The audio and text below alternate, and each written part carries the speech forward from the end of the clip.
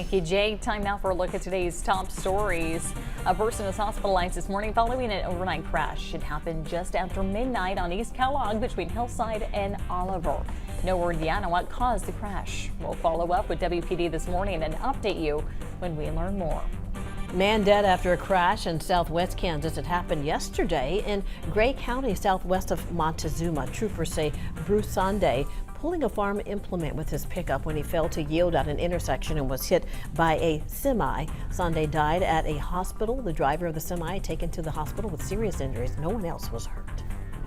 Israel's prime minister pushing back against President Biden's warning to not attack a major city in southern Gaza. The president paused a shipment of bombs last week, saying he wants to avoid mass casualties in Rafah.